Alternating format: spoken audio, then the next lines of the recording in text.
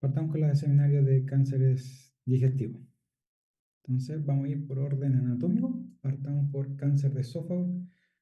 Es el octavo cáncer más común a nivel mundial y si ustedes se fijan, es la sexta causa de muerte oncológica en el mundo. Si bien actualmente el carcinoma esofágico sigue siendo el más prevalente, desde los años 90 ha experimentado una disminución con un Pero disculpe, aumento del adenocarcinoma. estamos viendo la presentación de enfermedad por reflujo. ¿Sí? Sí, Perdón. A ver.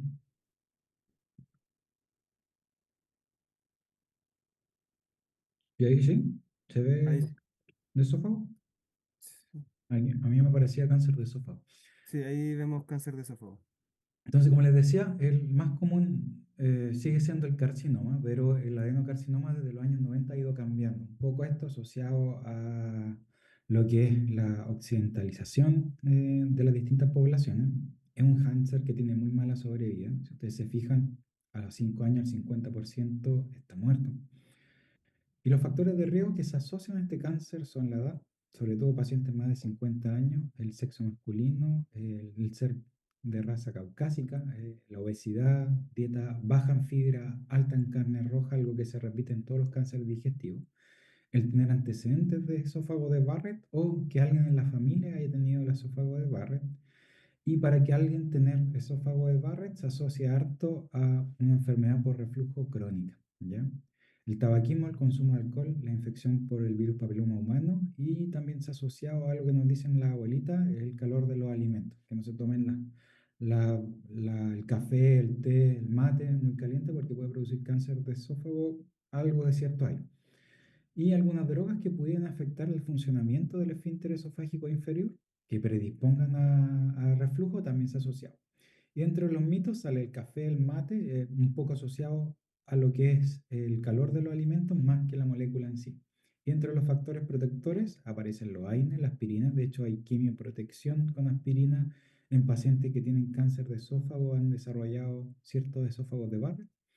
Los IVP, al disminuir la producción de ácido a nivel gástrico, disminuye el reflujo y al disminuir el reflujo, menos probabilidad de tener cáncer de esófago. La estatina y la infección por la Helicobacter pylori, en el sentido de que la Helicobacter pylori puede causar atrofia gástrica con disminución de la secreción de ácido clorhídrico. Entonces tenemos el adenocarcinoma esofágico. Los programas de screening a nivel mundial no existen, solo a nivel de población de riesgo.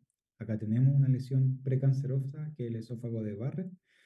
Y el carcinoma esofágico solo es costo efectivo buscarlo o hacer programas de screening en áreas de alta incidencia, que son la mayoría en el sudeste asiático y en Asia. Eh, en Asia. Y el resto del mundo la verdad es que no se sabe. No hay guías de screening. Todo se enfoca a la prevención con modificación de estilos de vida. A lo que quiero llegar con esta diapositiva es un cáncer de mal pronóstico.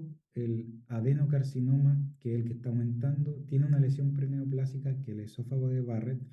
El carcinoma esofágico, que sigue siendo el más frecuente, la verdad es solo costo efectivo buscarlo en áreas de alta incidencia, que la mayoría es Asia.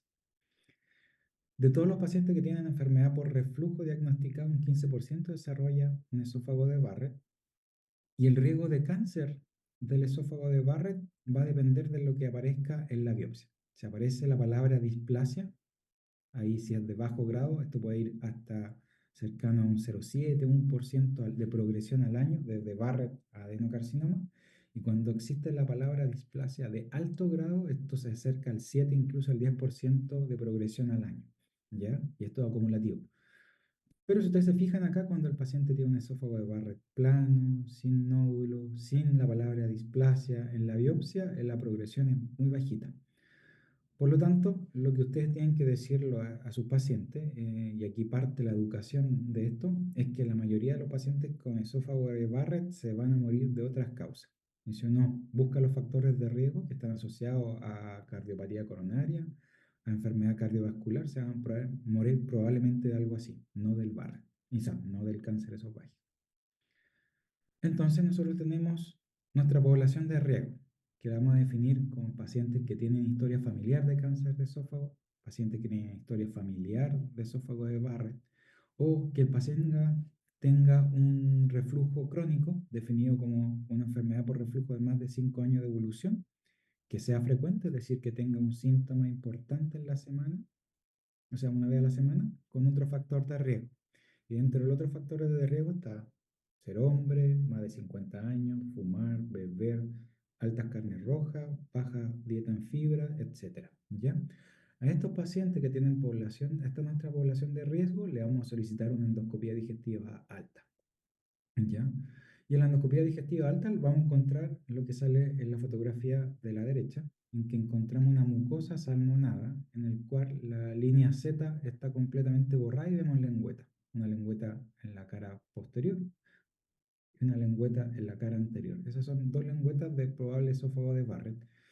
Y pese a que la endoscopía sugiere, tiene que ser confirmado el diagnóstico con una biopsia. Entonces, todos estos esófagos de Barrett que les pueden llegar a ustedes a la consulta, que no tienen diagnóstico histológico, la verdad es que no valen, ¿ya? Tienen que aparecer alteraciones sugerentes de metaplasia intestinal en la mucosa esofágica distal, compatibles con enfermedad de Barrett o esófago de Barrett, ¿ya? Y aquí nos vamos, ¿qué vamos a hacer con el paciente una vez que nos llegue con la endoscopía y con la biopsia que es compatible? Si el paciente tiene un esófago de Barrett sin displasia, que van a ser la mayoría, la verdad es que debemos repetirle la endoscopía en 3 a 5 años, ¿ya? Dejarle IVP, probablemente permanente a estos pacientes, y repetirle la endoscopía en 3 a 5 años. Incluso hay expertos que dicen que, dada la tasa de progresión sumamente lenta, estos pacientes puede que nunca más se tengan que hacer screening, ¿ya? En cambio, cuando ya tenemos una displasia, pero indefinida, si el patólogo no me puede definir esto es una displasia o esto es una displasia reactiva secundaria a la inflamación por el reflujo, o esto es solo reflujo, a uno lo que hace es optimizar la terapia por IVP, aumenta la dosis o cambia de IVP, y lo que hace es en un año repite la endoscopía y dependiendo de lo que aparezca en la endoscopía es que sigue su manejo. Cuando ya aparece la palabra displasia, ustedes no se tienen que calentar la cabeza, tienen que derivarlo a gastroenterología porque dependiendo del tipo de Barrett es que nosotros le vamos a ofrecer alguna terapia de erradicación endoscópica. ¿Ya? Ablación, crioablación, termocoagulación o incluso mucosectomía del sector que tiene la displasia. ¿Ya? Pero eso todo lo decide el gastroenterólogo. El esófago de Barrett y el cáncer esofágico, ¿alguna duda? ¿No? Súper. Entonces pasemos al cáncer gástrico. Esta es la cuarta mortalidad por cáncer a nivel mundial. Si ustedes se fijan acá en el gráfico de tortas de la derecha, es el quinto más frecuente, pero el cuarto más mortal. En cuanto a la anatomía, la mayoría son no cardiales, es decir, cáncer que se ubican en el antro o en el cuerpo distal. Y en la histología, la mayoría son adenocarcinomas, algo que también pasa en el cáncer de colon. Y la morfología, la clasificación de Lauren, la mayoría es intestinal, ¿ya? Si ustedes se fijan acá, el 80% es atribuible a la infección por Helicobacter pylori, sobre todo en el fenotipo intestinal, y la mayoría son diagnosticados en etapa avanzada, ¿ya? La mayoría de los países tampoco tienen programa de detección temprana, y esto incluye Chile, y en general también es un cáncer que tiene mala sobrevida, menos del 20% a los 5 años, que era como, si uno lo compara con el de esófago, que era 50%, está aún más mortal. Pero si uno compara cuando uno diagnostica un cáncer incipiente, intramucoso, las sobrevidas son bastante buenas y las terapias pueden ir desde solo hacer una endoscopía con una resección mucosa hasta una disección submucosa endoscópica, que todo eso se hace en el mismo procedimiento. ¿Ya? Existe un proceso que es precanceroso, que lo vimos en la cascada de Correa, en la clase de Helicobacter pylori, que es prolongado. Y hay etapas bien secuenciales que uno tiene que seguir, que están bien definidas. Por lo tanto, es un cáncer que uno puede realizar screening, ya que existen etapas que uno puede definir y pues, puede seguir, que era lo que habíamos visto en la clase pasada. ¿Se acuerdan de que el punto de no retorno, es decir, si ya tengo la metaplasia intestinal independiente yo que elimine el Helicobacter pylori o otro elemento, puede que siga aumentando hacia displasia bajo, alto grado, adenocarcinoma in situ, adenocarcinoma invasor, ¿ya? Eso se ve reflejado en la parte de riesgo de cáncer que empieza a aumentar desde que uno tiene una gastritis crónica trófica y la reversibilidad de las lesiones. Ya cuando uno llega a la metaplasia intestinal casi no hay reversibilidad. Entonces, ¿qué tenemos que hacer con estos pacientes? ¿Cómo los podemos ayudar? Primero, a todos los pacientes hay que erradicarles el Helicobacter pylori. Y es lo que les decía, que he escuchado el comentario de que si no tiene gastritis en la endoscopía o no encuentro alguna lesión, no se erradica a todos. ¿Ya?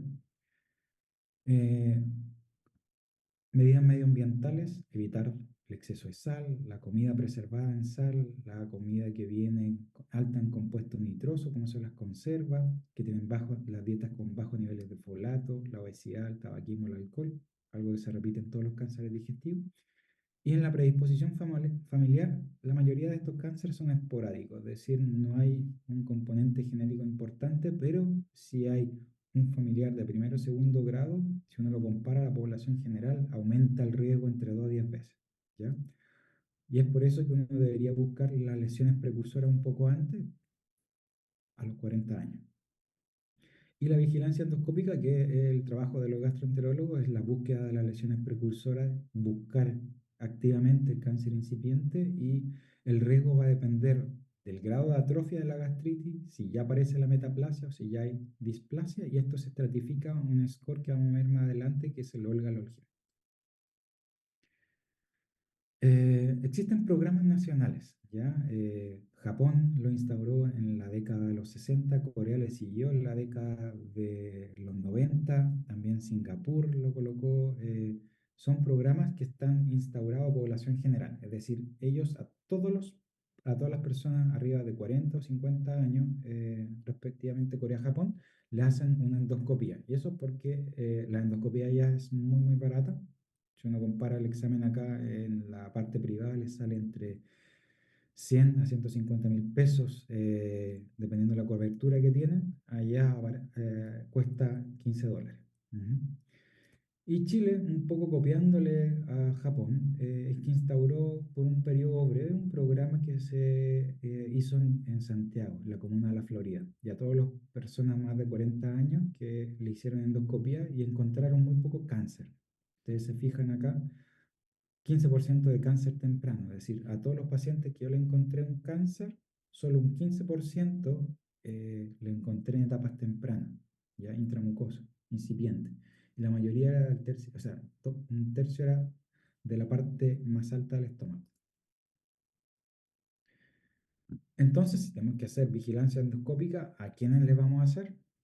Va a depender del riesgo un poco individual, ¿ya? Si el paciente tiene antecedente de una gastritis crónica, lo que tienen que hacer ustedes como médico general es meterse a la endoscopía, meterse a la biopsia, ver la estratificación de Olga y según eso ir pidiéndole la endoscopía. Nada más. Ver el grado de metaplasia intestinal, un poco lo mismo. Si aparece la palabra displasia, derivar al gastroenterólogo. Si tiene historia familiar de cáncer gástrico y tiene molestia, hay que pedirle la endoscopía. Ciertas etnias también tienen mayor riesgo. Si el paciente ya tuvo un cáncer gástrico, hay que seguir haciendo vigilancia endoscópica. Si hay adenomas o anemia perniciosa que está asociado a la gastritis autoinmune también. Y más raros son los síndromes de poliposis gástrica, que en general ustedes no van a verlo, pero si llegan a ver alguno, a estos pacientes tienen mayor riesgo de desarrollar cáncer. Por lo tanto, esta es nuestra población de riesgo. Estas son las personas a las que yo le voy a pedir una endoscopía para estratificarla. ¿Y cómo lo vamos a hacer? Este es el protocolo de la Asociación Chilena de Endoscopía Digestiva. En el Congreso de noviembre de este año de la sociedad se actualizó y se presentó el nuevo protocolo, así que probablemente esté publicado en la primera mitad de este año, ¿ya? Y van a cambiar un poco. Acá los intervalos de control van a ser un poco más extensos. Entonces, cuando a usted le llega un paciente con una gastritis crónica trófica, antes de pedirle inmediatamente la endoscopía con el protocolo de Sydney, lo que tienen que hacer es revisar la biopsia y ustedes van a leer gastritis crónica trófica con moderado elementos de inflamación aguda, sin metaplasia. Lo que les interesa es la nota del patólogo. Ya sale abajo de esto y sale compatible con una estratificación Olga-Olgin 1. No se va, Olga Olgim 1 tiene un moderado riesgo de cáncer gástrico a futuro, por lo tanto se recomienda una endoscopía entre años. Y la pido la endoscopía entre años. Así de simple. De cáncer gástrico, ¿alguna duda? ¿Ninguna? Doctor, ¿cuáles son las poblaciones de etnia de riesgo? Son estudios que se han hecho en población amerindia norteamericana. ¿Mm? Desconozco si habrá algún estudio chileno en población mapuche que aumente el riesgo. Habría que revisarlo. ¿Mm? Entonces, sigamos con el cáncer colorectal. Doc, Eh, a mí me queda una duda. Dale, Joaquín. Respecto a la vigilancia endoscópica, no me quedó claro desde qué edad y cada cuánto según esta evaluación de riesgo. Desde los 40 años te va a decir, la guía de cáncer gástrico MinSal no se ha actualizado desde el 2014. ¿Ya? ¿Ya? Y probablemente la UNACOM lo que les va a pedir son la guía ministerial. Y la guía ministerial dice que toda persona más de 40 años que tiene una dispepsia de más de 2 semanas de evolución o antecedentes familiares debería irse a una endoscopía con test de urasa y eventualmente hacerle un protocolo. Entonces, esa es la pregunta, la respuesta políticamente correcta, pero uno tiene que ir un poco más allá y cualquier persona que tenga alguno de estos factores de riesgo, ya sea individual o familiar, debería irse a una endoscopía. Es decir, ¿Cada cuánto, disculpe? ¿Mm? ¿Y cada cuánto tiempo habría que mantener este seguimiento? Esto de por vida, Ah, ya. Pero, hasta los 75 años y después evaluar el riesgo individual. Si el ya. paciente tiene una expectativa de vida de más de 10 años y nunca se ha hecho una endoscopía y tiene antecedentes familiares, uno puede pedirle perfectamente un protocolo de Sidney. Muchas gracias. Súper bien. Entonces, sigamos con el cáncer colorectal. Es el tercero más frecuente, segunda mortalidad por cáncer a nivel de Estados Unidos, y si uno se va a causas de mortalidad por cáncer en hombres, es aún más alto. 90% son adenocarcinomas. Y en cuanto a la división fisiopatológica, el 60-65% son esporádicos. Y acá lo que hay son acumulación de mutaciones somáticas, ¿ya? Si ustedes se fijan, las mutaciones somáticas son en relación a factores de riesgo que son modificables. Por lo tanto, si yo estimara recursos en modificar factores de riesgo que son medioambientales, como la dieta, el ejercicio, la exposición a hábitos toxicológicos, uno debería enfocarse el mayor porcentaje de recursos acá. Y por lo tanto, un poco lo mismo del cáncer gástrico del esófago, que el paciente coma bien, que el paciente haga ejercicio, que el paciente no fume, que el paciente no beba. ¿Ya? 35 al 40% es un componente hereditario, pero sin tener un síndrome. ¿Ya? Y solo un 5% son estos síndromes hereditarios que en alguna vez se los debieron pasar en cirugía, que son el cáncer colorectal hereditario no polipósico o la poliposis anematosa familiar, que en general el screening de estos pacientes parte mucho antes, ante los 25 años o unos 10 años antes del caso índice, y esto lo va a seguir el coloproctólogo o el gastroenterólogo. Se piensa que es una enfermedad de países desarrollados, pero esto está cambiando en cuanto a su epidemiología y presentación clínica y ha tenido patrones temporales que han sido variables. Se dice que más del 90% aparece en más de los 50 años, sobre todo en hombres, pero está apareciendo últimamente yo creo que en la última década, un cambio de esto en el que en hombres jóvenes se ha presentado más el cáncer colorectal del lado derecho. De hecho, el actor de Pantera Negra, a los que le gusta Marvel, falleció de un cáncer colorectal a nivel derecho. Y él tenía menos de 50 años, ¿ya? Viviendo en un país desarrollado. En cuanto a la carcinogénesis, como les decía, la mayoría es esporádico y la mayoría sigue esta secuencia que va desde la aparición de un pólipo adenomatoso, se empiezan a acumular las mutaciones somáticas, aparece la palabra displasia, bajo grado, alto grado, cáncer incipiente, cáncer metastásico. Por otro lado, existen otro tipo de pólipos que son pólipos cerrados, ¿ya? Que un día un 15%, que sigue un poco lo mismo. El problema de estos pólipos es que a veces son demasiado planos y uno no los ve en la colonoscopía, y estos pólipos al ser más planos tienen mayor probabilidad de invasión submucosa. Por lo tanto, pasan rápidamente al cáncer metastásico, ¿ya? Y solo un 2% de todos los cánceres colorectal siguen la vía de la inflamación. Esto que le encanta al doctor Sepúlveda de la colitis ulcerosa, solo un 2% progresa a lesiones polipósicas que van a desarrollar cáncer, ¿ya? Por lo tanto, resumen, la mayoría son adenocarcinomas, la mayoría son esporádicos, por lo tanto, ojo con los factores de riesgo que son modificables y la mayoría sigue esta secuencia del adenoma carcinoma. Y es producto de la historia natural que tiene el cáncer colorectal, es que yo puedo hacer un screening, porque tenemos una lesión que es benigna, que son los pólipos, ya hay una progresión que es lenta, desde que aparece el pólipo hasta que desarrolla el cáncer se demora entre 7 a 10 años, ¿ya? El pólipo tiene un crecimiento que es lento, 0,5 milímetros al año, pero esto es variable y no lineal. ¿A qué voy con esto? Es que el paciente, si ha tenido un pólipo que se mantiene estable en el tiempo y no ha crecido, esto no significa que en los años siguientes el pólipo no vaya a presentar un crecimiento rápido, ¿ya? Ahora, de todos los pólipos que uno saca, solo un 5 o un 10 progresa a un cáncer colorectal, ¿ya? ¿Alguien tenía una duda? ¿No? No, parece que se pasó a activar un micrófono. Ok. Pero hay un grupo de pólipos que tiene algunas características que se llaman pólipos o adenomas avanzados, que son pólipos que miden más de 1 centímetro. En la histología tienen componente velloso y nuevamente aparece la palabra displasia de alto grado. Estos pólipos, en vez de demorarse 7 a 10 años en que aparezca el cáncer, se demoran entre 1 a 3 años en aparecer el cáncer. Por lo tanto, cada vez que a usted le llegue una colonoscopía, que encontraron un pólipo, van a revisar el tamaño del pólipo que le coloca el gastroenterólogo y finalmente que mide el patólogo.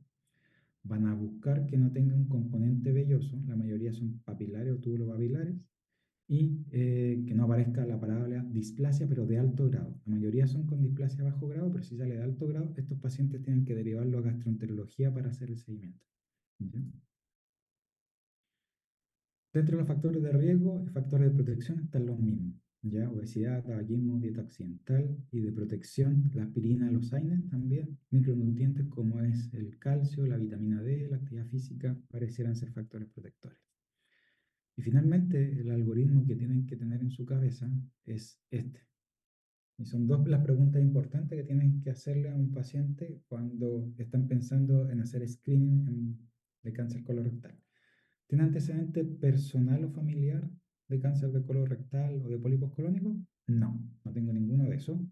Entonces el paciente tiene un riesgo promedio que es equivalente a la población general y yo le voy a hacer un seguimiento con colonoscopía, con test de hemorragia oculta en las deposiciones desde en un mundo ideal, 45 años, en Chile desde los 50 hasta los 75 años. ¿Ya? Un poco complementando la pregunta del Joaquín. ¿Por qué se bajó la edad? Eh, por lo que les comentaba, la aparición del cáncer colorectal del lado derecho en pacientes más jóvenes, ¿ya? Si bien es una recomendación alta, es un objetivo deseable, la calidad de la evidencia es moderada. Por lo tanto, la respuesta políticamente correcta, cuando le hagan una pregunta en el OSCE o en la prueba, es ¿desde qué edad hacemos screening de cáncer colorectal? Desde los 50 hasta los 75, pero si es que les permiten explayarse un poco más, idealmente sería a partir de los 45, ¿ya? Más de los 75 años va a depender del estado de salud del paciente, la expectativa de vida, etc. Entonces en Chile, desde los 50 a los 75 años, y acá tenemos dos métodos. Un paso, que es el método directo, que voy directamente a la colonoscopía, o de dos pasos, que utilizo un método indirecto y dependiendo de la positividad o negatividad del test indirecto paso a la colonoscopia. Y en el test indirecto sería hacerle un test no invasivo que es el test de hemorragia oculta en las deposiciones. ¿Ya? Entonces le voy haciendo test de hemorragia oculta de manera anual. Si alguna me sale positivo, se va a la colonoscopia. Y los intervalos son colonoscopia cada 10 años y el test de hemorragia oculta con la técnica de inmunohistoquímica, el FIT, es de manera anual. ¿Ya? Si el paciente tiene riesgo aumentado pero personal, ¿ya? No familiar, sino personal, tiene antecedentes de pólipo, tuvo en algún momento un cáncer, pero se resecó, está en seguimiento, o tiene una colitis ulcerosa o una enfermedad inflamatoria del tipo enfermedad de Crohn de más de 8 años de evolución, la evaluación del riesgo va a depender de cada uno de estos subtipos específicos. Es decir, si tiene antecedentes de pólipos colónicos, uno lo que hace es colocar pólipos colónicos en el UpToDate y te va a aparecer una tablita que te dice cuántos pólipos encontramos en la colonoscopia, el tamaño de los pólipos y los componentes del pólipo, si son papilares, tubulopapilares o vellosos. Y ahí te va a decir cada cuánto hay que hacerle seguimiento a este paciente. ¿Ya? Entonces, algo que ocurre mucho en los médicos generales, los EDF, es que llega un paciente al policlínico de consulta de morbilidad, les dice que en algún momento le encontraron un pólipo y al tiro le piden la colonoscopia. No, váyanse a buscar la colonoscopia, a buscar la biopsia, buscar la tablita. Ah, a usted le toca la colonoscopia en 3 años más. Listo, se acabó. Si el paciente tiene cáncer colorectal, el paciente sigue con los coloproctólogos hasta 2 años después de que se reseca el cáncer y después se aplican las mismas pautas y en caso de enfermedad inflamatoria intestinal, si tiene más de 8 años de evolución, también. Ahora, si el paciente tiene riesgo aumentado, no personal, sino familiar, historia familiar de estos pólipos que avanzan rápidamente, cáncer colorectal o alguno de estos síndromes hereditarios más raros, va a depender también del escenario. Si estos síndromes genéticos, desde los 25 años se hacen colonoscopía cada 1 o 3 años. Si por el contrario el paciente tiene un familiar de cualquier edad, de primer grado, ¿ya? Se va directamente a la colonoscopía. Si tiene dos familiares de segundo grado, de cualquier edad, se va directamente a la colonoscopía. Y acá el inicio del screening es a partir de los 40 años o 10 años del caso índice en la familia. Y los intervalos ya no son cada 10 años, sino cada 5 años. ¿Okay? Este es el algoritmo que deberían tener en la cabeza para manejar este tipo de pacientes. ¿Ya? De cáncer colorectal, ¿alguna duda?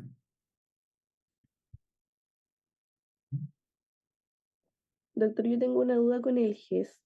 ¿El GES se activa cuando uno tiene la sospecha con clínica Sí. o basta con la historia familiar y la edad como del caso índice para activarlo? A ver, si estás, acá hay dos cosas. Screening, no existen programas de screening, ¿ya? Entonces, si el paciente tiene antecedentes familiares, si tú quieres hacerle screening, le pides directamente la orden de atención para colonoscopia, ¿ya? Colonoscopia por screening, ¿ya? Por antecedentes familiares. Por otro lado, si tú tienes la sospecha de cáncer colorectal, el paciente está bajando de peso, ha tenido antecedentes de pólipo, después se dejó de controlar, o tiene antecedentes familiares y cambió el hábito intestinal que tenía el paciente, etcétera. Si tiene la sospecha clínica, ahí se activa el GES. Y el GES te va a pedir, me va a pedir a mí, me va a presionar a mí. Jefe de endoscopía, necesito que usted cumpla el protocolo y los intervalos que son antes de 30 días hacer la colonoscopía y que la vea el cirujano. ¿Ya? Entonces, resumen, ante sospecha de cáncer colorectal, ustedes activan GES y el GES me va a presionar a mí. Si quieren hacerle screening al paciente, eso tienen que pedir directamente el test de hemorragia oculta o la colonoscopia. ¿Ya? Gracias. Si no hay más dudas, pasamos a la siguiente diapo. ¿Cuáles son las opciones que tenemos? Colonoscopia total. Los intervalos ya los vimos, 5 o 10 años. Se ha demostrado que reduce la incidencia y la mortalidad cercana a un 70%. ¿Cuáles son los pros de hacer directamente una colonoscopia? Es diagnóstica y terapéutica. Es decir, yo le hago la colonoscopia, si encuentro un pólipo, lo voy a sacar. Y es el test definitivo para lesiones precancerosas porque pueden ser curativas. ¿Cuáles son los contras? Al paciente hay que modificarle la dieta, hay que suspender ciertos medicamentos, hay que darle laxante para la preparación intestinal, requiere sedación con todas las reacciones adversas asociadas, no en todos los centros se hacen colonoscopía, no todos los gastroenterólogos están haciendo endoscopía, no todos los cirujanos endoscopistas hacen colonoscopía y tienen riesgo de complicaciones dentro del mismo procedimiento. O sea, la mortalidad en la colonoscopía es de cada 100 se muere uno, ¿ya? Y es operador dependiente. Si el gastroenterólogo o el cirujano andaba muy operado ese día y salió muy rápido, puede que se pasen lesiones. ¿Ya? La colonoscopia virtual, que es la colonografía por TAC, los intervalos son cada 5 años. ¿ya?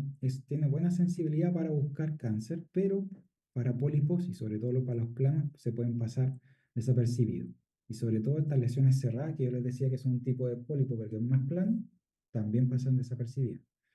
La verdad, no existen estudios que demuestren que baja la incidencia de la mortalidad, como la colonoscopía o como el test de hemorragia oculta. ¿Cuáles son los pros? Es menos invasivo, no tengo que modificar la dieta, no tengo que dejarle laxante, no requiere sedación y hay menos riesgo de complicaciones. ¿Cuáles son los contras? Si es que me sale alguna alteración o alguna lesión sugerente de pólipo, igual voy a tener que pedir la colonoscopia.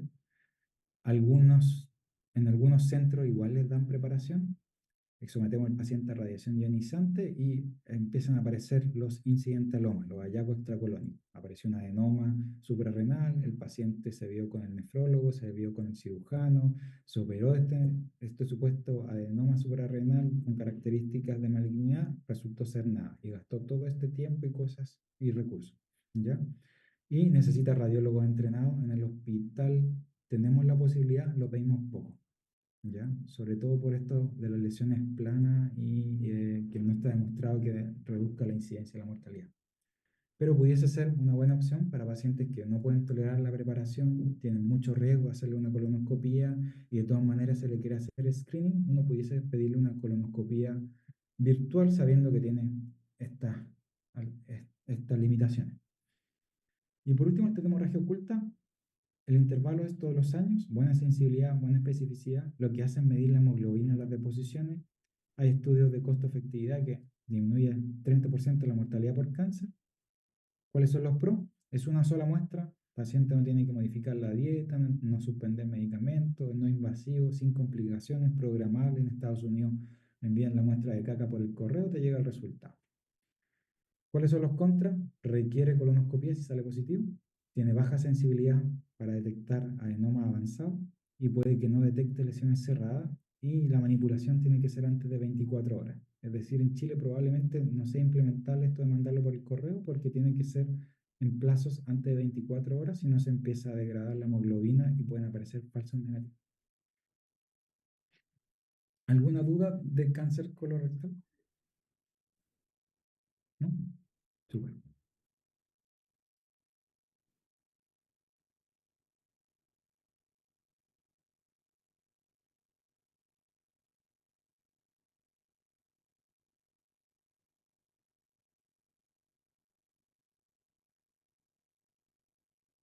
¿Se ve la pantalla de reflujo? Sí, Sí. se ve. Ahora sí, ya. Entonces, ¿por qué hacer una presentación en medicina interna ambulatoria de reflujo? Es súper común. O sea, sí o sí les va a tocar. Desde mi punto de vista, probablemente una de las consultas más frecuentes en el ámbito público-privado. Se presenta una prevalencia en América Latina cercana al 13%, presenta una carga económica y social significativa. Estados Unidos gasta 24 billones de dólares al año en diagnóstico y tratamiento de esta enfermedad. Y existen altas controversias de su diagnóstico, que es lo que nos vamos a centrar en esta presentación. Esta es la epidemiología, pero según síntomas, síntomas autorreportados. Y yo les voy a intentar convencer en las próximas diapos de que síntomas no significa enfermedad. En Chile no tenemos datos, existen solo de la Encuesta Nacional de Salud del año 2009-2010, síntomas autorreportados de reflujo. Tiene dolor torácico, tiene pirosis, tiene regurgitación, yo creo que sí. Ah, ya, 30% de la población dice que sí. Y esto es súper variable. China reporta síntomas de reflujo del, alrededor del 2%, en cambio la mitad de Grecia tiene problemas de reflujo. Se presentan hombres y mujeres de la misma manera, pero cuando empiezan a aparecer las complicaciones, esto ya empiezan a afectar más al hombre, desde la esofagitis erosiva, el Barrett y finalmente el adenocarcinoma esofágico, que es más frecuente en el hombre. Todos estos son los factores asociados. ¿Ya? Se piensa que existe una asociación genética, la verdad es que la evidencia es inconsistente en los estudios de gemelos. Entre los que beben y no beben, pareciera haber un factor de riesgo de beber. Entre los que usan AINE y no usan AINE, los que usan AINE tienen mayor riesgo de desarrollar enfermedad por reflujo, el bajo nivel de escolaridad, la dieta no se ha asociado a enfermedad por reflujo, ¿ya? Hay cierta asociación en algunos estudios a algunas comidas, por ejemplo, las comidas grasas, alto en carbohidratos, chocolate y sal, pero pareciera que estar más asociado a la obesidad, y sobre todo la obesidad centrípeta, más que a la dieta. Pero sí hay algunos factores en la dieta que se han demostrado que disminuye la incidencia, como son la dieta alta en vitamina C, en betacaroteno, que significa alta en frutas y verduras, que parecían disminuir el riesgo de esófago de Barrett y adenocarcinoma esofágico. ¿Ya? El ejercicio es complejo, ¿ya? Porque no existe un ejercicio que sea estandarizable en cuanto a intensidad, en cuanto a frecuencia. Probablemente si el Álvaro empieza a levantar pesa haciendo lift con 70 kilos, te voy a colocar 70 kilos, Álvaro, y comió hace menos de una hora, va a tener reflujo. En cambio, si la Ariela sale a trotar y comió hace 3 horas, el trotar no le va a provocar más reflujo, al contrario, puede disminuir el riesgo de adenocarcinoma. Y como les decía, pareciera ser que la obesidad y sobre todo la circunferencia abdominopélvica está más asociado al reflujo. Existen varios mecanismos fisiopatológicos, los vamos a pasar un poco más rapidito. Mecanismos centrales, que son todos estos trastornos del eje cerebro-intestino, que hay una sensibilidad central, el paciente hipervigilante a los síntomas, mecanismos esofágicos como el volumen del clearance, cuánto mueve el esófago hacia, de vuelta hacia el estómago, la motilidad que tiene el esófago, el clearance químico que tiene que tener, tiene relación con la saliva y las características de la saliva, y algunos mecanismos que tienen que tener, están en relación con las características del reflujo. Si esto es ácido, débilmente ácido, si esto es biliar, si esto es un gas, y lo que es más importante, las alteraciones de la barrera, entre eso la hernia hiatal. Existen algunos otros factores que son factores gástricos, como el bolsillo ácido, que les voy a mostrar una diapo más adelante, y el vaciamiento gástrico lentecido.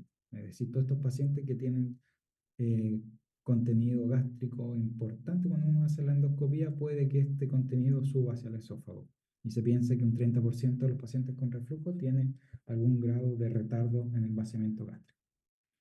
Esto del bolsillo ácido es un área que está inmediatamente después de la unión gastroesofágica, que son los 2 o 3 centímetros del cardias, y que es un área que está altamente ácida, ¿ya? Si ustedes se acuerdan de sus clases de bases, el ácido se secreta a nivel del estómago proximal, del cuerpo proximal.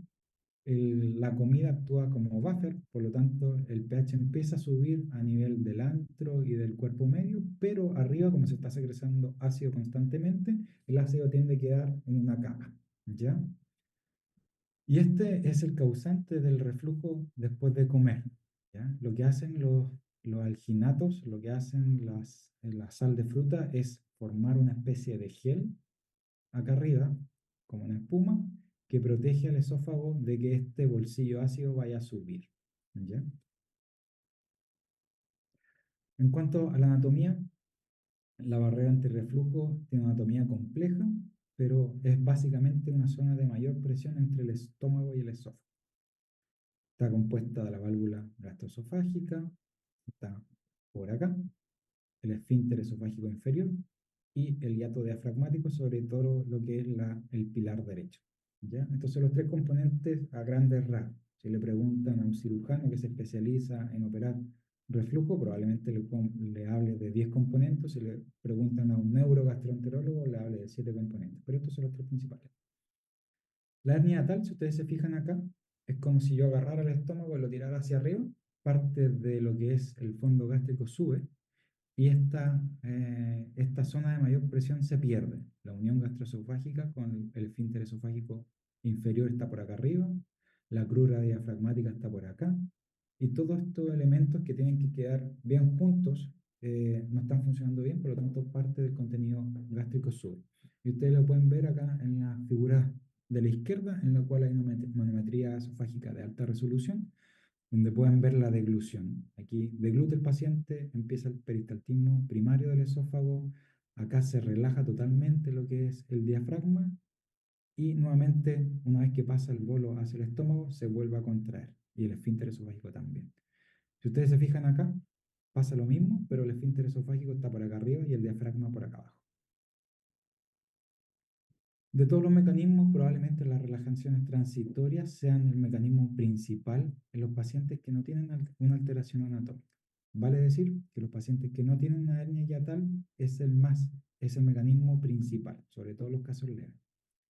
Estas relajaciones lo que hacen es ventilar el estómago. Por ejemplo, el Joaquín Reyes ahora está viendo la clase, está conversando, bla, bla, bla. Si no tuviera estas relajaciones transitorias del esfínter esofágico inferior, se llenaría de gas y probablemente el estómago explotaría. Lo que hace estas relajaciones, que es un mecanismo que se modula a nivel de la médula, es una vez que se dilata el estómago proximal, fondo y cuerpo, se libera unos estímulos al cerebro y el cerebro lo que hace es abrir por más de 10 segundos el esfínter esofágico inferior, cosa que salga al aire. Esto pasa generalmente en las primeras 2 horas después de que uno come. Y es un mecanismo fisiológico. Esto lo pueden leer ustedes con mayor detención. Un poco de lo mismo. Y esto es para mostrarles todo el espectro de patologías que se asocian con la enfermedad por reflujo gastroesofágico. Si ustedes van al lado izquierdo, la exposición ácida como mecanismo principal se ve en la esofagitis erosiva y se ve en el reflujo gastroesofágico no erosivo. Pero ya alteraciones como de la hipersensibilidad al esófago, es decir, cualquier cosa lo altera, lo que se ve en la pirosis funcional y la hipersensibilidad por reflujo. ¿Ya? Y todos estos 4 tipos de pacientes se van a presentar con los mismos síntomas. Y la única forma de llegar al diagnóstico es a través de endoscopía y la pH impedanciometría.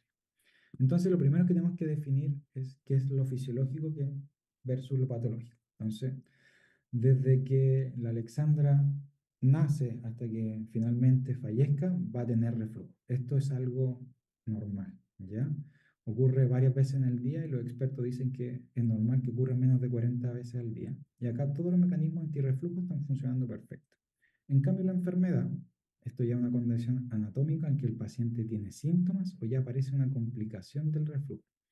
Ustedes se van a la literatura, existen múltiples definiciones, pero básicamente el paciente tiene que tener una lesión mucosa o un examen que muestre una exposición ácida normal. Desde Genval en 1999 hasta Lyon 2022, estos son todos los consensos que hablan de la enfermedad por reflujo gastroesofágico. Y el diagnóstico, tenemos básicamente 4 formas de hacerlo. La quinta solo apoya, pero no es definitoria para el diagnóstico. Los síntomas. La pirosis, que es la sensación de ardor retroesternal que se eleva desde el epigastrio hasta el cuello. La regurgitación ácida, que es la sensación de que la comida sube hacia la boca sin llegar a la boca y que les deja a los pacientes una sensación amarga, ácida. Y acá están todos los síndromes esofágicos y extraesofágicos que se asocian con la enfermedad. Y si ustedes se van acá, la interconsulta del otorrino hacia el gastroenterólogo por laringitis, del dentista hacia el gastroenterólogo por erosiones dentales, o de la doctora Sea al gastroenterólogo por tos crónica, se han asociado como síndrome extraesofágico. La verdad es que la evidencia es bastante débil, estudios observacionales, hay uno que otro metaanálisis, pero la verdad es que cada vez se piensa que estos síndromes extraesofágicos no tienen poca o nula relación con la enfermedad por reflujo gastroesofágico, ¿ya? Pero aún así, el broncopulmonar, cuando encuentra una tos crónica que no le encuentra causa, el paciente tiene algunos síntomas de reflujo, lo manda con el gastroenterólogo. Si a todos ustedes, esta población, todos ustedes imagínense que tuvieran reflujo, ¿ya? Y tuvieran una enfermedad por reflujo, ya sea por pH impedanciometría o por endoscopía, y les preguntara cuál es el síntoma más invalidante o que más complica su vida, si ustedes se fijan acá en la tercera columna, la pirosis, solo un 40% de los pacientes que tienen la enfermedad piensa que es complicada o que afecta su calidad de vida. Y la pirosis nosotros la utilizamos para definir la enfermedad. Y la regurgitación ácida, menos del 10% de los pacientes creen que es un síntoma problemático. Y también es uno de los síntomas típicos. Por lo tanto, si yo tengo al doctor Sierra Alta, un gastroenterólogo experto en enfermedad por reflujo, y tengo nuevamente al Joaquín con SCORE, un cuestionario de enfermedad por reflujo, tienen sensibilidad y especificidad similares, ¿ya? ¿A qué voy? Que son sensibilidades y especificidades malas. O sea, los médicos generales, internistas y los gastroenterólogos son malos para diagnosticar en base a síntomas la enfermedad por reflujo. ¿Cuál es la segunda opción? La prueba terapéutica es sencilla, bajo costo, está ampliamente accesible y es práctica. Le dejo un tratamiento, si responde tiene enfermedad por reflujo, si no responde esto es otra cosa. ¿A quiénes deberíamos aplicar esto? Pacientes que tienen síntomas típicos, dolor torácico, regurgitación ácida, pirosis, pero no tengan ningún signo de alarma. ¿Ya? Lo que tienen que saber ustedes es que respuesta, es decir, que mejoren sus síntomas, no significa diagnóstico. La dispepsia funcional, que la vimos en la primera clase, también puede tener síntomas de reflujo y puede también responder al IVP, pero no va a ser una enfermedad por reflujo. Así que, ojo. Si usted le pregunta a 7 gastroenterólogos de la unidad, los 7 gastroenterólogos probablemente les den esquemas de pruebas terapéuticas distintas. ¿Ya? Y es porque en la literatura existen muchos esquemas para esto. Entonces, es práctico, eficiente, pero limitado nuevamente por la sensibilidad, y los estudios más actuales hablan que la especificidad es menos del 50%. Pésima. Por otro lado, la eficacia, es decir, si responde o no responde, va a depender de cuál es el síntoma predominante. Si el paciente tiene una pirosis, va a responder bastante bien versus el placebo. Pero si el paciente tiene esta tos crónica, va a responder similar al placebo. Por lo tanto, la respuesta va a depender de cuál es el síntoma principal del paciente. Bueno, vámonos a la endoscopía. La endoscopía pasa un poco lo mismo. La mayoría de los pacientes van a tener una enfermedad que es no erosiva, es decir, el 70% de las pacientes que tienen reflujo van a tener una endoscopía completamente normal. Y solo un 30% se va a presentar con la típica esofagitis o las complicaciones de esta. Y en relación a la endoscopía es que nosotros podemos dividirlo en pacientes que tienen un fenotipo no erosivo, endoscopía normal, pacientes que tienen una endoscopía alterada, un fenotipo erosivo, y los pacientes que están dentro de ese mismo grupo con VAD, con o sin hernia hiatal. Las indicaciones son los mismos: paciente con disfagia, baja de peso, sangrado, vómitos persistentes.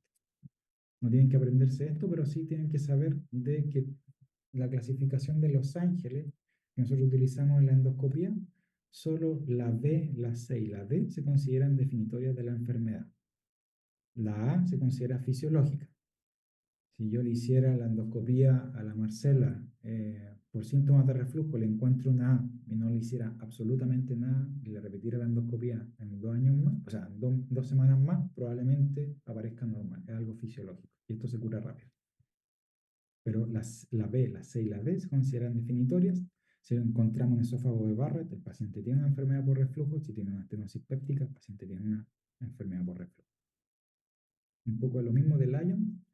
La pH impedanciometría, esta técnica que se ve acá, que se coloca una sonda por la nariz conectada a un transductor que el paciente lo tiene ahí en el cinturón, y esta sonda llega hasta 5 centímetros sobre la unión gastroesofágica.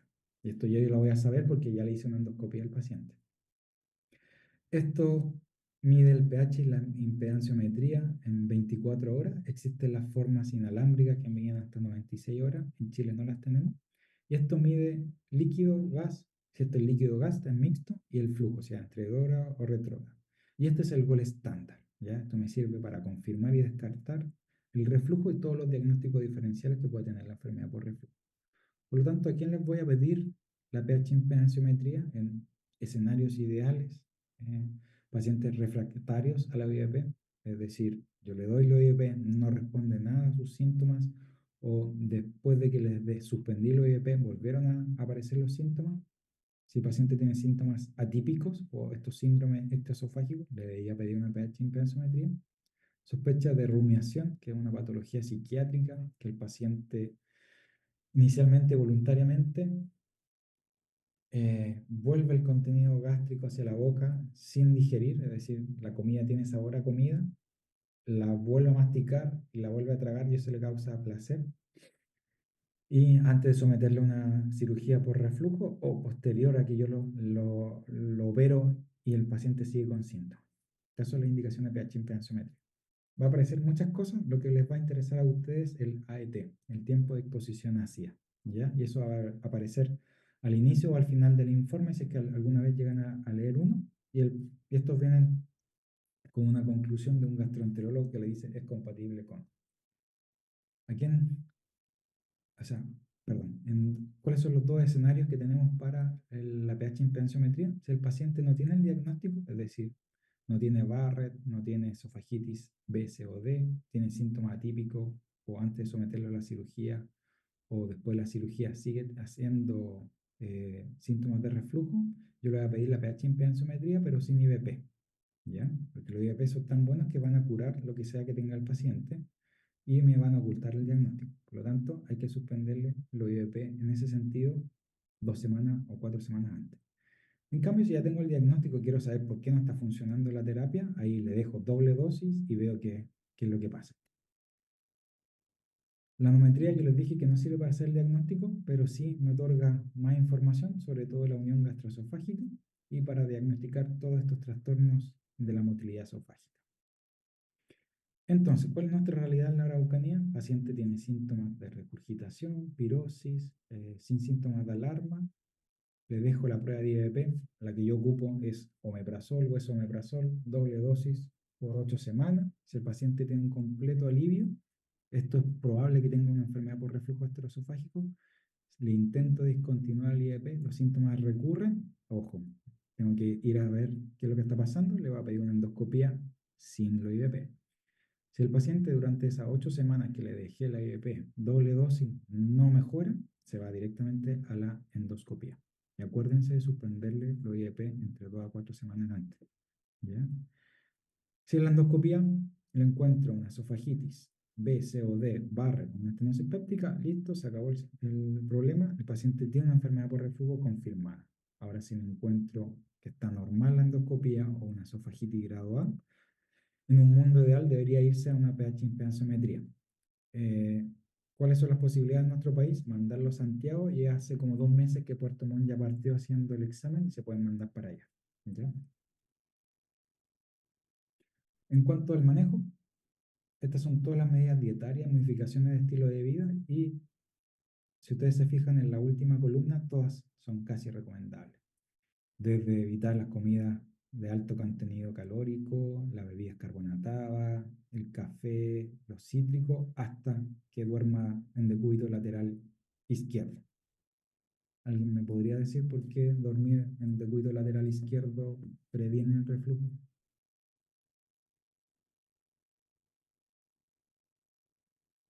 En el grupo pasado me Por la respondió, curvatura de la anatomía del estómago. Exacto. ¿ya? Por ahí va, pero un poco Es más. que, claro, por la curvatura del estómago causa como una compresión del cardias, evitando que Eso. lo que Por ahí va con lo que dijo la Alexandra. Esta válvula gastroesofágica que yo les decía se forma por cierta curvatura del estómago. Si uno duerme en decúbito lateral derecho, se pierde esta curvatura y esta valvulita pierde la angulación y no funciona. En resumen, dieta, la verdad es que poco efecto tiene en el esfínter. Sí, existen cosas que son irritantes que pueden el paciente tomarlo como que fuera reflujo. Por ejemplo, la gente que toma mucho café puede provocarle síntomas de irritación, pero es por el café más que por el reflujo, ¿ya? Ahora, si se va al otro extremo, está como la Ariela el día que nos acompañó en gastroenterología, que se tomó como 6 cafés, probablemente vaya a tener más reflujo. El fumar también, así que dejar de fumar va a disminuir los síntomas de reflujo. O el beber alcohol, siempre es bueno dejar de beber alcohol. Ahora, en los estudios de laboratorio, la verdad es que poco o nulo afecta la presión del esfínter esofágico. Bajar de peso, extremadamente efectivo, ¿ya? Bajar de peso 3.5 puntos del IMC reduce hasta un 40% los síntomas. O sea, si quieren apuntar a largo plazo, que baje de peso el paciente. Y el timing, que la última comida sea más allá de 3 horas desde a la hora que se va a acostar y en lo de dormir en decúbito lateral izquierdo. Los IBP son súper buenos, provocan una completa remisión de los síntomas en 4 semanas y curan una esofagitis erosiva hasta un 80%. Son todos muy efectivos, las diferencias como ustedes pueden verlo en el gráfico va a depender de la potencia. Si yo me voy al menos potente, el pantoprazol. Si me voy al más potente, que es el rabeprazol, a la misma dosis uno logra un control del pH distinto. Pantoprazol con 20 miligramos, el paciente sigue con un pH ácido. En cambio, el rabeprazol con 20 miligramos está cercano a 6. Un poco de lo mismo. Esto me lo habían preguntado en la clase del Helicobacter pylori. ¿Es seguro lo IVP a largo plazo? Y acá están todas los outcomes o los escenarios clínicos que se han asociado, desde Clostridium difficile, la infección entérica, la enfermedad renal crónica, demencia, neumonía, riesgo de fractura por osteoporosis, enfermedad intersticial difusa, diabetes mellitus. Si ustedes se fijan, la única que salió estadísticamente significativa fue la infección entérica, un 1.4 versus un 1%. Este es el único RCT que yo conozco, la mayoría son estudios observacionales y de baja calidad metodológica las que muestran todas estas alteraciones. Por lo tanto, cuando llegue la señora Juanita o la señora María a preguntarles, ¿es seguro que yo tome IVP si yo tengo un reflujo grado C? Sí. ¿Ya? Son los mejores fármacos para las enfermedades relacionadas con la exposición al ácido. Como todo fármaco, no está exenta del riesgo. Los IVP son extremadamente raros, 1 o 3%. Y todas estas otras alteraciones, si bien pueden pasar, la calidad o la evidencia es baja. Por lo tanto, hasta que no salga una evidencia contundente en un paciente que sí o sí necesita el IVP, porque tiene una enfermedad por reflujo, no debería indicarlo. Los antiácidos solo provocan un alivio sintomático, ¿ya? No van a curar una esofagitis. Y los antiácidos atacan lo que es el bolsillo ácido. Por lo tanto, todos estos pacientes que tienen pirosis, sobre todo postprandial después de que comen, les va a servir.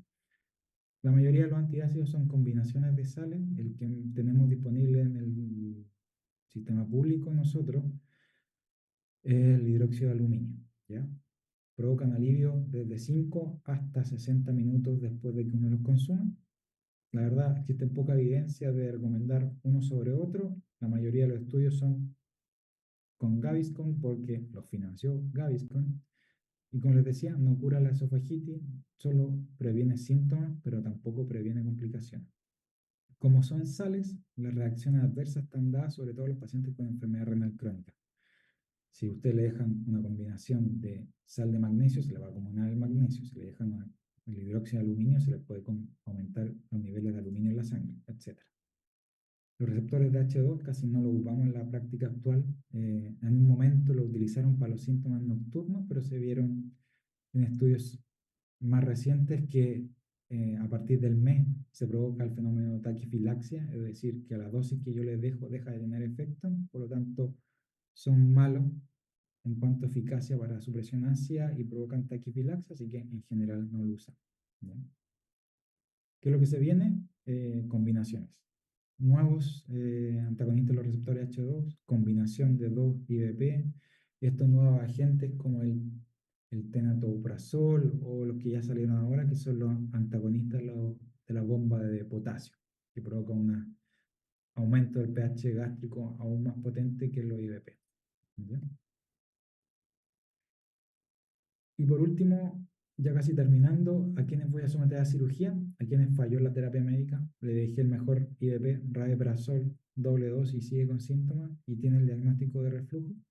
Preferencia del paciente, la verdad es que leyó estos estudios de que puede provocarle demencia a largo plazo, entonces no quiere sufrir, perfecto. O pacientes que han tenido una intolerancia por una reacción adversa o les cuesta llevar el cumplimiento de la terapia médica, también es una opción. Si ustedes se fijan, las indicaciones básicas son dos: falla de respuesta a terapia médica o la preferencia del paciente o incumplimiento. Y las alternativas quirúrgicas son la fundoplicatura completa o parcial, el dispositivo magnético del LINX, que es como el collar de Mark Simpson, que son puros magnetos que provocan un aumento de la presión a nivel del esfínter esofágico. Un desastre porque si el paciente quisiera sacárselo, esto está adherido, terminan rompiendo el esófago. Y la derivación gástrica y de RUC, sobre todo en pacientes obesos que tienen enfermedad por reflujo. Y esta ya es la última diapo, el manejo en situaciones especiales, sobre todo en el embarazo. Esto les va a ayudar a los que se van a ir a ser médico general de zona. La mayoría de las embarazadas van a tener síntomas de reflujo. La mayoría se resuelve posparto y la primera línea son dieta. Dieta, modificaciones de estilo de vida. Que duerman de cúbito lateral izquierdo dentro de lo posible. Le puedo dejar que disminuya la cantidad de café, que no tome bebidas carbonatadas, que no tome cítricos, que no coma chocolate. Le dejo antiácido, le puedo dejar sucralfato e intentar evitar los antagonistas de los receptores H2 porque son categoría B. Todos los IVP son categoría B y el omeprazol es categoría C, por lo tanto no debería utilizarlo. Ahora, discutiendo con una ginecóloga que tuvo reflujo durante su embarazo, ella sabiendo todo esto, tomó los IVP y buscó la evidencia y me comentaba de que la mayoría de los estudios son a nivel del periodo de organogénesis, es decir, las primeras 12 semanas. Si tienen una embarazada que hacen todo lo que yo les digo, dieta, modificación de estilo de vida, antiácidos, sucralfato, que es el muscatel, y sigue teniendo reflujo, pero ya está en las 30 semanas de embarazo, déjenle el IVP, no le va a pasar nada al feto. ¿Ya? Acuérdense que las peores alteraciones son las primeras 12 semanas. Eso. ¿Dudas? Doctor, yo tengo una duda. ¿Puedo usar los IVP como SOS, por decirlo así, si el paciente maneja como Buena pregunta. ¿Qué pasa las con el conductas que le tratamiento? producen síntomas? ¿Si pueden usarlos en esa situación? Sí, buena pregunta. ¿Qué pasa con esto a largo plazo? Ya hice el diagnóstico, le dijo al IEP, anda excelente, ¿puedo suspenderlo? Va a depender. Si esto es una esofagitis C, D, una estenosis péptica, un esófago de Barrett, el tratamiento debe ser de por vida. Porque al momento que tú lo suspendas, esto es altamente probable que recurra y que esto avance de una C a una D, de una D a una estenosis, o esto pasa a un esófago de Barrett, o esto ya es un cáncer. Por lo tanto, la única que tú pudieses intentar suspenderlo es la B. Entonces, a los pacientes que yo tengo con esofagitis grado B, les digo, utilice el OIP por un tiempo, les dejo 8 o 12 semanas, después intente suspenderlo o baje a una dosis y después vea si lo necesita o no, ¿ya? En relación a los síntomas. ¿Ok? ¿Alguna otra duda? Doctor, en ese sentido, entonces, o sea, como volviendo a lo mismo, si una persona ya cumple 2 semanas de tratamiento y después ya los quiere dejar, ¿podría tomárselo, como dice el Álvaro, solamente SOS y no habría problema? No había problema. Ah, Ya ya, sobre todo los pacientes que son jóvenes sin factores de riesgo. ¿Ya? Doctor, yo tengo, perdón, tengo una duda oh, ahí sí, Ahí sí. con la cirugía y el porcentaje de éxito asociado. Porque recuerdo que cuando pasamos por cirugía nos contaban que al menos las de hernias era como tirar una moneda al aire. Entonces quiero saber cómo es versus reflujo y en el fondo cómo saber orientar a un paciente que no quiere terapia farmacológica en cuanto a porcentaje de éxito. Excelente pregunta. Tal cual como dijiste, a los 5 años el 50% recurre, ¿ya? Y las complicaciones principales son que se les pasa la mano a los cirujanos y esto queda muy estrecho y después tienen que volver a dilatarlo y volverlo al reflujo, al otro extremo que inicialmente lo dejen muy laxo y esto no sirva como cirugía antirreflujo, ¿ya? Entonces, lo que uno debería hacer es preguntarle al cirujano cuál es su experiencia, que sea un cirujano que se dedique a hacer cierto número de operaciones por reflujo, pero sabiendo que el número general es que a 5 años el 50% vuelve a tener síntomas y vuelve a requerir los IVP. ¿Mm? Gracias. Si no hay más dudas, los dejo. Doctor, lo último, si se podría acordar de enviarnos las presentaciones del Ya, deja pasar la estudio. PDF y se la envío. Ya, muchas gracias. muchas gracias, Muy doctor. bien.